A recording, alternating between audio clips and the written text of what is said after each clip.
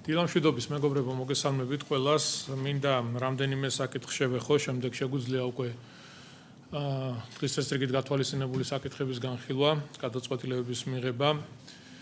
მინდა რუსთაველის გამზირთან დაკავშირებით საზოგადოებას სარეაბილიტაციო სამუშაოებთან დაკავშირებით კიდევ ერთხელ მივაწოდოთ ინფორმაცია.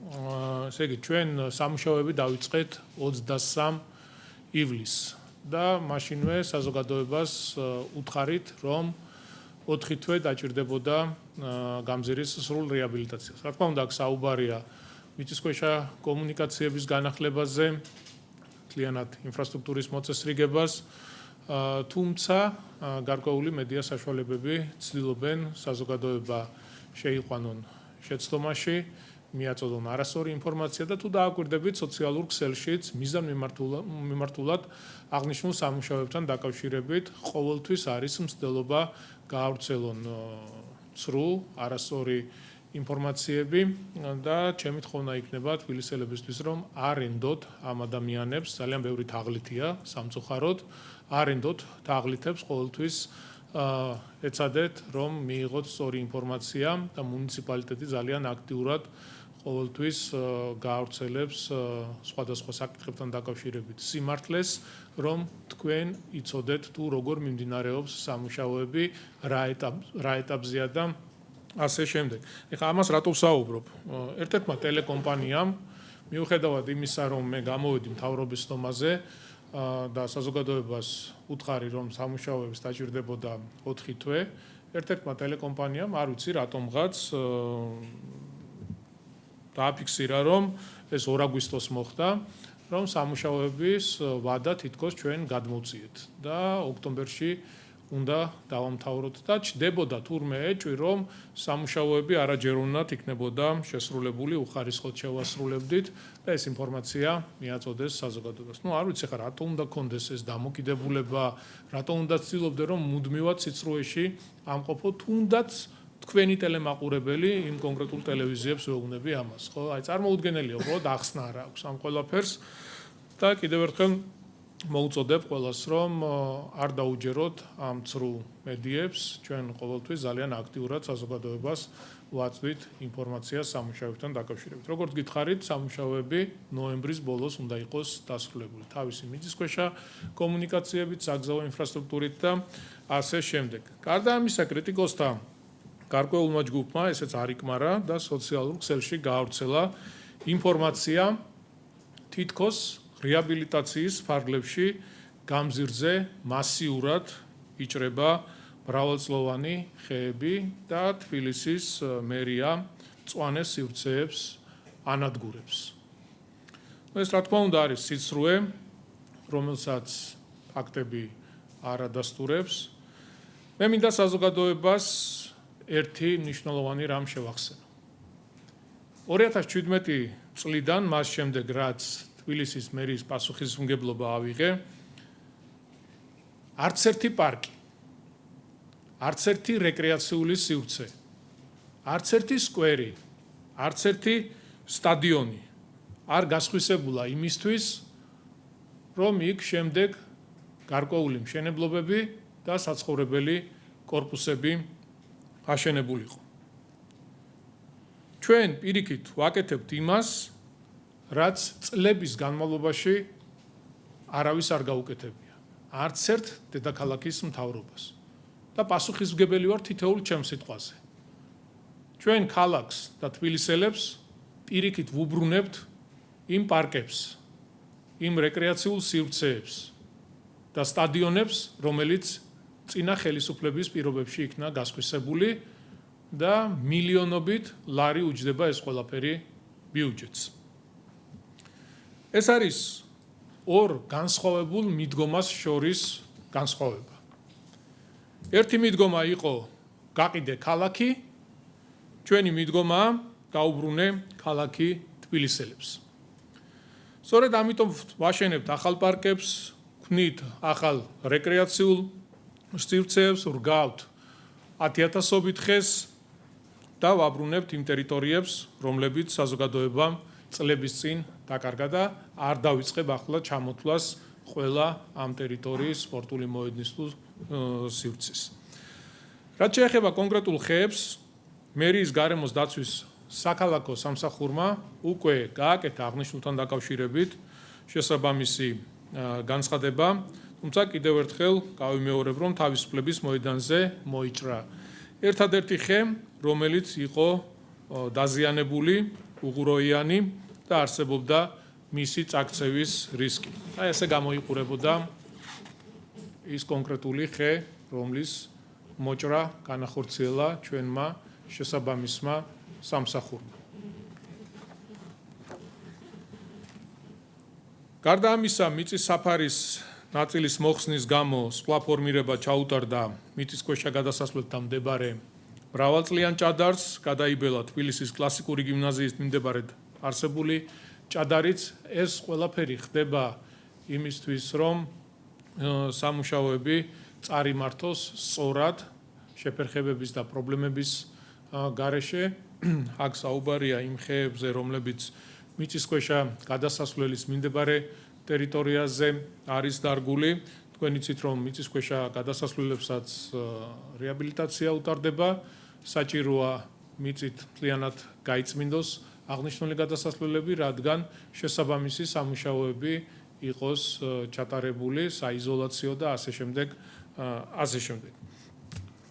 რაც ყველაზე მთავარია, მინდა გითხრათ, რომ ყველა ასეთი გადაწყვეტილება, რაც დაკავშირებული იყო ხის მოჭრასთან, ეფუძნება სპეციალისტების დასკვნას. თუ ხე დაავადებულია, გამხმარია და საფრთხეს უქმნის ადამიანების სიცოცხლესა და ჯანმრთელობას, პასუხისმგებლიანი ხელისუფლება ვალდებულია იმოქმედოს. ეს არის უსაფრთხოების საკითხი და არა პოლიტიკის.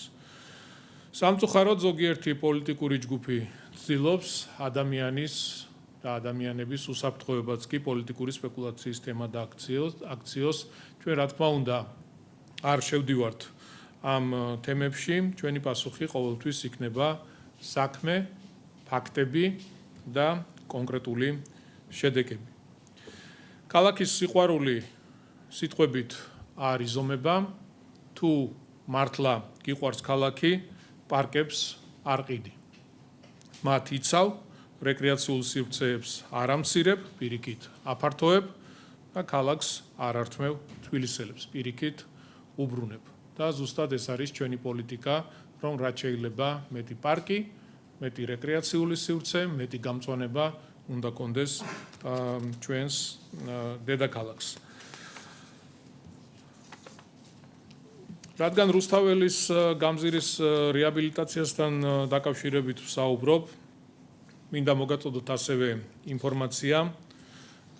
მიწისქვეშა რუსთაველის გამზირზე არსებულ მიწისქვეშა გადასასვლელებში ჩვენ გვაქვს კომერციული ფართები, რომელიც გასხვისებულია იჯარით და მოგაწოდოთ ინფორმაცია იმასთან დაკავშირებით, რომ სარეაბილიტაციო პროცესში ეს ადამიანები და მოვაჭრეები განთავისუფლებული იქნებიან საიჯარო გადასახადებისაგან, რაც ძალიან მნიშვნელოვანია. აქ ჩამოთვლილია კონკრეტული მისამართები რუსთაველის გამზირის 37, რუსთაველის გამზირის ნომერ 1 გიმნაზიის წინ, რუსთაველის გამზირზე ოპერასთან, თავისუფლების მოედნის მიწისქვეშა გადასასვლელის ნაწილი, რუსთაველის გამზირის რეაბილიტაციის გამო, როგორც გითხარით, ეს ადამიანები განთავისუფლებული იქნებიან საიჯარო გადასახადებისგან. გარდა ამისა, მინდა ასევე კიდევ ერთხელ მივაწოდო საზოგადოებას ინფორმაცია ამ სამუშაოების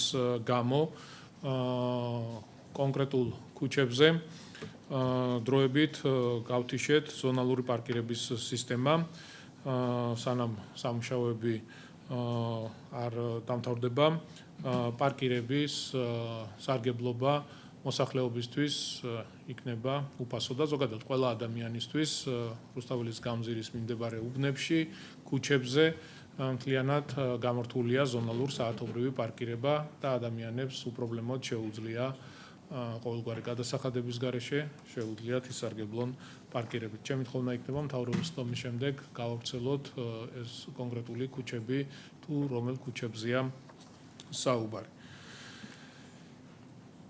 აქტიურად განვაგრძობთ ჩვენი ქალაქის ისტორიული იერსახის მოწესრიგებას და ბევრჯერ გაგვიკეთებია განმარტება იმასთან დაკავშირებით, თუ რამდენად მნიშვნელოვანია კულტურული მემკვიდრეობის სტატუსის მქონე შენობა-ნაგებობების რეაბილიტაცია, განახლება, ასეთი უბნების მოწესრიგება. თქვენ იცით, რომ ჩვენ დაწყებული გვაქვს სულხან საბასა და ინგოროყვას ქუჩებზე არსებული შენობა-ნაგებობების სრული განახლება, რეაბილიტაცია, იქ არსებული ძეგლების მოწესრიგება, თავისი მიწისქვეშა კომუნიკაციებით ყველანაირად მოწესრიგებული და განახლებული იქნება. დღეს მინდა საზოგადოებას მივაწოდო ინფორმაცია თბილისის განვითარების ფონდი ამჯერად მთაწმინდის რაიონში თაბუკაშვილის ქუჩის ნომერ 51-ში მდებარე მე-19 საუკუნის ბოლოს აშენებული ისტორიული საცხოვრებელი სახლის სრულ რეაბილიტაცია, რესტავრაციას იწყებს.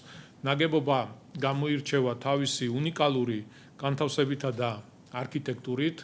იგი რთულ რელიეფზე აგებული და ორივე მხრიდან უნიკალურ ფასადს ქმნის.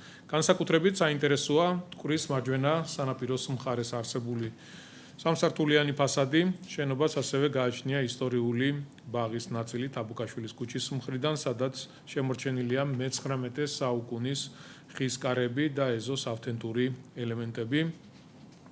ესე იგი, თქვენ იცით, რომ აღნიშნულ სახლში გაჩნდა ხანძარი და სერიოზული დაზიანება, სერიოზული პრობლემა შეექმნა აღნიშნულ ძეგლს. ჩვენ რა თქმა უნდა გავაკეთეთ დაპირება ამასთან დაკავშირებით, ვისაუბრეთ, რომ მოხდებოდა აღნიშნული სახლის სარეაბილიტაციო სამუშაოები და მთლიანად იქნება მოწესრიგებული. რაც შეეხება სარესტავრაციო პროექტს, იგი მოიცავს ღონისძიებების სრულ სპექტრს, კერძოდ ჩატარდება საძირკვლის გამაგრების სამუშაოები, მოეწყობა რეგულარული დრენაჟი, გადაეწყობა დაბზარული მზიდი კედლები და სრულად განახლდება სართულ შორის არსებული გადახურვები.